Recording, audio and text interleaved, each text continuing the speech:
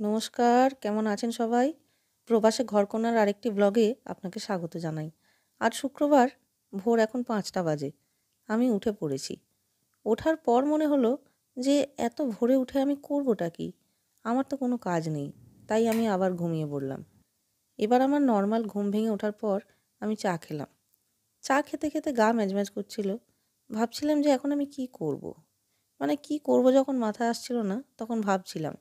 মানে কি ভাববো সেটাই ভাবছিলাম। শেষ পর্যন্ত কিছুই ভেবে পেলাম না। তখন মার সঙ্গে আগ বাড়িয়ে গল্প করতে গেলাম। মাকে জিজ্ঞেস করলাম, "কী রান্না হচ্ছে?" মা বলল, "যাই রান্না হোক না কেন, তোর ভালো লাগবে না।"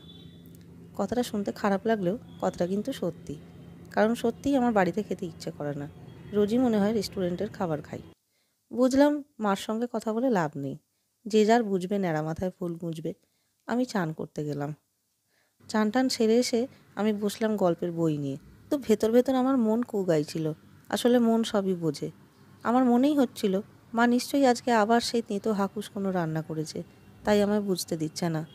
ঠিক তাই, মা যেই ভাত দিল আমি বুঝলাম আমার সন্দেহটা একদম ঠিক জায়গায় লেগেছে। মা আজকে ঠিক নিমপাতা দিয়ে বেগুনের তরকারি করেছে। আমার দুপুরটা ধ্বংস হয়ে গেল। কোনো মতে নাক মুখ সিঁটকে সিঁটকে আমি ওই বেগুনের তরকারি আর নিমপাতা ভাজা দিয়ে প্রথম পাতের ভাতগুলো খেলাম। মুখটা এত বিচ্ছিরি হয়ে গেল যে শেষ পাতে মা যে ভাত দিয়ে ভালো ভালো রান্না করেছিল সেগুলোর একটাও আমার মুখে রোচেনি। হাত মুখ ধুলাম এবং ধুয়ে এসে ভাবতে বসলাম কাল কিছু একটা বলে দুপুরবেলা বেরিয়ে যেতে হবে, যাতে বাড়ির খাবারগুলো খেতে না হয়। এই সময় আমার হঠাৎ মনে পড়ে গেল যে আরে, আমি তো এখন হ্যাংলা ম্যাগাজিনটায় লিখি। সেই লেখার জন্য আমাকে তো কবে থেকে তাড়া দিয়ে যাচ্ছে। আমার তো এখনও আর্টিকেলটা লেখা হয়নি। লেখা হয়নি মানেটা কি? শুরুই হয়নি। তো শেষ কী করে হবে?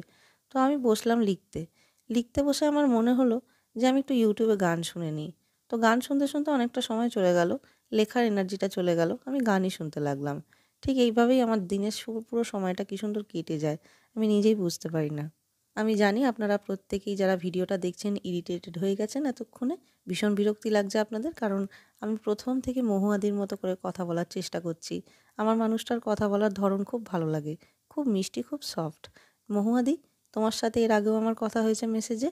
যদি তুমি এই ভিডিওটা দেখো, প্লিজ জানিও তোমার কেমন লাগলো। এটা একদমই প্রবাসে ঘরকন্নার কোনো প্রোডাকশন নয়।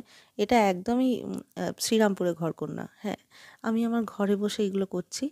একটা মানুষ যাকে আমার খুব ভালো লাগে, তার ডেইলি ভ্লগগুলোর জন্য, তার জন্য আমি দেখে দেখে ভীষণভাবে বলাটা প্র্যাকটিস করেছি। তাও অত ভদ্রভাবে কথা বলতে পারিনি।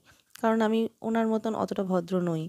উনি খুব ধীর স্থির, শান্ত, মিষ্টি একটা মানুষ। সেজন্য নমস্কার, প্রবাসে ঘরকন্নার আরেকটি ব্লগে আপনাকে স্বাগত জানাই। এটা এত সুন্দর করে বলেন, ওটা আমি পারব না। তাই পরের ভিডিওতে ওনাকে আর নকল করব না। এটুকু আমি কথা দিতে পারি। যাকগে, আপনাদের কেমন লাগলো আমার এই ভিডিওটা সেটা বলবেন। আমি বলেছিলাম ডেইলি ভ্লগ করব, কিন্তু ডেইলি ভ্লগে কী দেখাবো ছাই জানি না। কারণ আমি টিফিন বক্স প্যাক করতে পারি না। আর কার জন্যই বা করব? কারণ আমি স্কুলে যাই না। আমার বাড়িতেও কেউ স্কুল, অফিস কোথাও যায় না। আমরা সবাই ঘরে বসে থাকি, এমনিতেই সব হয়ে যায়। আমাদের বাড়িতে আলাদিন আছে। আচ্ছা, আর ওদিকে আর কি যেন বলতে যাচ্ছিলাম, ভুলে গেছি। তাই ওটা আর বললাম না। কারণ ভুলে গেছি যে জিনিস, সে জিনিস মনে করে লাভ নেই। নিশ্চয়ই সেটা ইম্পর্টেন্ট ছিল না। তাই তো আমি ভুলে গেছি। আমি এবার বাজে বকছি, অবান্তর হয়ে যাচ্ছে কথাগুলো। তাই আর বেশি কথা বলাবো না। আ এখন আমি যাই। আপনারা প্লিজ আমার চ্যানেলটা সাবস্ক্রাইব করবেন, ভিডিওটা লাইক করবেন। কারণ ডেইলি ভ্লগ বলে কথা।